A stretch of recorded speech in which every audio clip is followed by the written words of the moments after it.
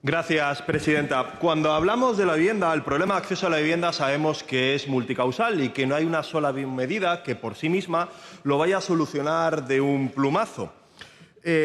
Lo que pasa es que todos sabemos que hay que diseñar un paquete integral de medidas, de políticas que caminen en una sola dirección. En lo que discrepamos todos aquí es en el diagnóstico, las soluciones y en la dirección a la que hay que caminar. Por eso algunos entendemos que la vivienda es un derecho a garantizar, mientras que la derecha considera que es una inversión a rentabilizar. Hoy, desde Más Madrid, planteamos una medida muy sencilla y de sentido común, que es ponerle las cosas más fáciles a la gente que compra una vivienda para vivir y ponérsela muy difícil a quienes compran vivienda para especular y para acumular. Hace unos meses, 40dB, la encuestadora 40dB, publicó una encuesta en la que venía a decir que una inmensa mayoría de los españoles estaba de acuerdo en limitar la cantidad de viviendas que alguien podía tener, entre ellos muchos votantes del Partido Popular y de Vox. De hecho, un 48% de los españoles venía a decir que el límite de esas viviendas tenía que ser hasta 2. ¿Y eso por qué es? ¿Porque los españoles son unos envidiosos? No. Es porque son conscientes de que la especulación inmobiliaria es perjudicial y es negativa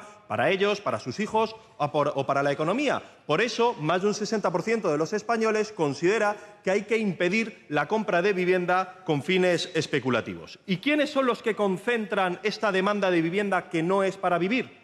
Bueno, por un lado están los no residentes, que es el tipo de demanda que más ha aumentado en términos relativos en los últimos años, y por otro lado está el 10% más rico del país, que concentra el 37% de toda la riqueza inmobiliaria de España. Solo en la ciudad de Madrid hay 175 personas que cada una de ellas acumula más de 50 viviendas. ¿Y esto por qué es? Pues básicamente porque la rentabilidad se triplica trimestre a trimestre, porque sale más rentable invertir en vivienda que en criptomonedas, que en la bolsa o que en el oro. ¿Y qué efecto tiene esto sobre las familias o la juventud que aspira a poder comprarse una vivienda? Pues obviamente tiene un efecto negativo, porque a mayor rentabilidad, más se infla el precio, más dinero fluye y, por lo tanto, más difícil resulta comprarse una vivienda. ¿Qué es lo que proponemos desde Más Madrid? Bueno, pues poner un poco de orden en este descontrol y equilibrar la balanza. ¿Esto en qué se traduce? En que proponemos que hay que bajar el impuesto de transmisiones patrimoniales a quien compra una vivienda para vivir del 6 al 2%. Y, por otro lado, hay que subírselo al 20% a quienes compran vivienda para acaparar y para especular. La implantación de un modelo progresivo fiscal en materia de vivienda, de progresividad fiscal en materia de vivienda, tiene una serie de beneficios en varios ámbitos. Por un lado, reduce la desigualdad de riqueza, desincentiva la demanda especulativa, ayuda a mejorar el acceso a la vivienda, ayuda a reducir los precios de la vivienda, contiene la demanda de no residentes y también ayuda a encauzar la inversión hacia sectores más estratégicos que generan más riqueza y mayor valor añadido, como las renovables, la tecnología o la industria, porque desincentiva la inversión en el ladrillo. Es decir, moviliza a un capital perezoso que le saca de su zona de confort porque está muy acostumbrado a invertir en un valor refugio como el ladrillo y, por lo tanto, le empuja a sectores donde se genera una mayor riqueza. Los modelos de progresividad fiscal o de penalización fiscal en la acumulación de viviendas es algo que existe en distintas partes del mundo, en distintas modalidades, grados y forma. Se pueden encontrar modalidades en el Reino Unido, en Alemania, en Canadá, en algunas zonas de Estados Unidos y, por supuesto, en Singapur, que es el modelo que más penaliza la acumulación de vivienda. Con el Partido Popular gobernando, el 1% de la población en Madrid, el 1% más rico de la población en Madrid, acumula el 35% de toda la riqueza, al mismo tiempo que el 42% de los hogares madrileños tienen problemas para llegar a fin de mes. ¿Y esto por qué lo hacen? Porque prefieren que los pobres sean más pobres con tal de que los ricos sean más ricos. Si es que, a fin de cuentas, ustedes son unos grandes herederos y discípulos de gente como Bernard Mandeville, que venía a decir que la riqueza más segura se genera gracias a una multitud de pobres laboriosos.